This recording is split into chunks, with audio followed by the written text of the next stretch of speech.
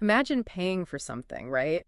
And the very first thing the founder sends you is like a letter warning you about how painful and difficult the whole process is going to be.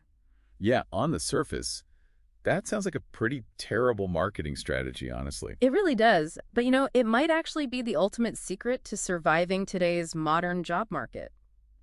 Welcome, everyone, to this exploration into the source material. I'm your host, and I'm here with our expert to dive into a really fascinating document today. Hi, everyone. Really glad to be here to dig into this one. It's a welcome note, actually. Right, exactly. A welcome note from Niket, the founder of an organization called My Career Buddy.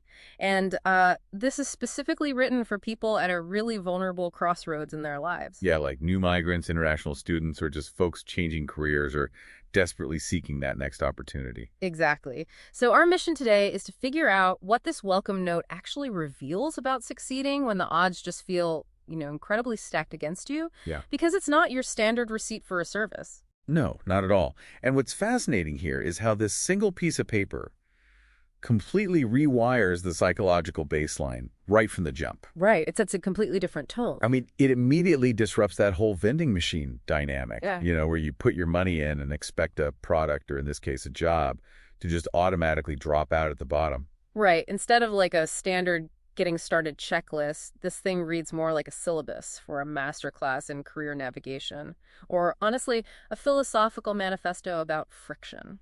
Yeah, friction is exactly the right word for it, because the founder outright states this personal belief that the things worth achieving are rarely easy. Which, makes sense, but she gets really specific with it. She does. She points out that the moments of intense self-doubt, the projects that really challenge you, and those uncomfortable conversations, those are the things that actually shape a person. Right. Challenges make life interesting, but overcoming them gives life meaning.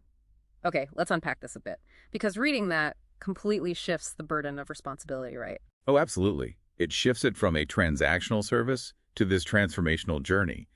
The traditional job market is designed to just commoditize you. Yeah. It wants to flatten your entire complex life experience into a single piece of paper that some algorithm can scan in like 3 seconds. Oh, wow. Yeah, that's entirely true. So she's saying you can't beat that system by just playing along. Exactly. Mhm. The founder is arguing that the only way to beat a fully automated, commoditized system is through extreme, unscalable human friction. The friction isn't just a side effect of the process, it's the actual strategy. It's like hiring a personal trainer. You don't hire them to lift the weights for you. You hire them to force you to do the work, to push you. Right, yeah, to push you past what you think you can do. And My Career Buddy explicitly states they aren't just there to write a resume or blast out applications for you. They're there to coach, guide, and challenge the client to become their strongest version. Which is huge. By framing the journey around building confidence and developing a real strategy, the job itself is positioned as just a byproduct of your personal growth. But achieving that level of growth demands some serious heavy lifting from the client, which sets up the exact 3 things Nikhat demands from them in the next section of the letter. Right, the ask. She tells them they have to be resilient, they have to be consistent, and they have to trust the process. Let's break those down. With resilience, she's warning them up front that not every application leads to an interview, and not every interview leads to an offer. Yeah, which is just part of the process, right? Yeah. But she emphasizes that it's not a reflection of the applicant's worth. And then consistency.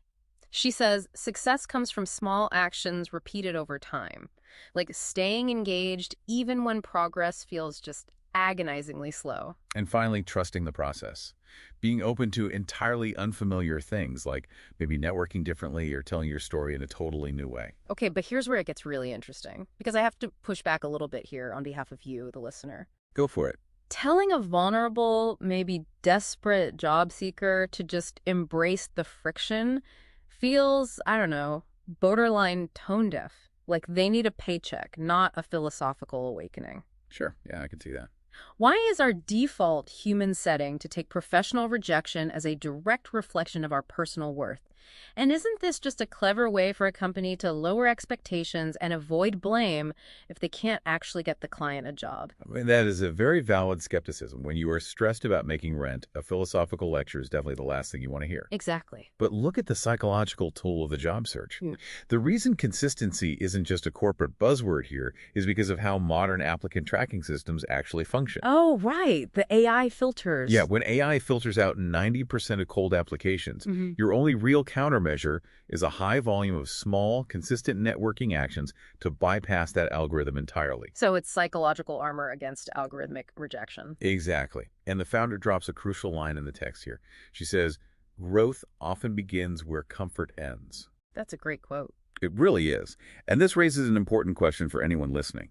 If you mistake the discomfort of a new strategy, like cold emailing a stranger for an informational interview, as a sign you are doing something wrong, you will quit before the strategy can even work.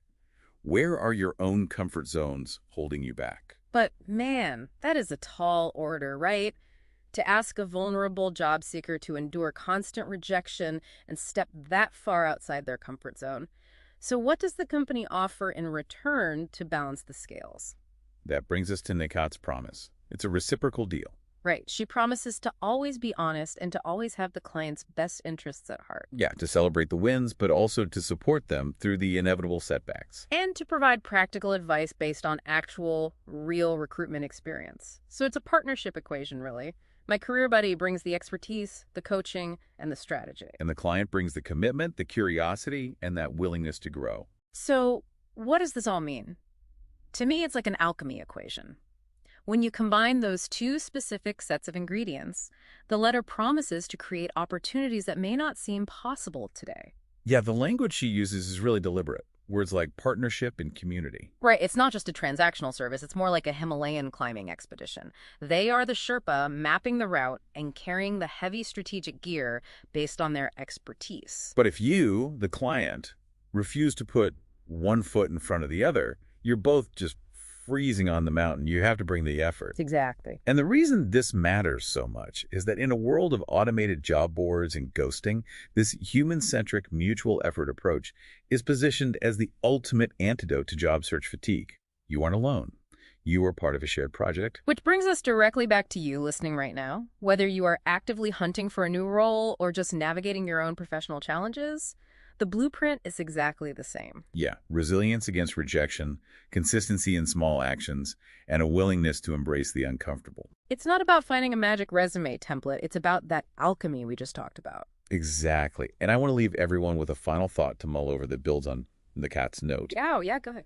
If growth truly begins where comfort ends, as the document states, what is one unfamiliar action you are avoiding right now in your own career? Ooh, that's a good one. And what impossible opportunity might be waiting on the other side of it if you simply decided to trust the process? Because, does the need for this friction ever really stop? Or is the comfort zone of a stable, newly acquired job actually just the next trap waiting for you? Wow. Such a provocative thought to leave on. Thank you so much for joining us on this exploration into the source material. We'll catch you next time.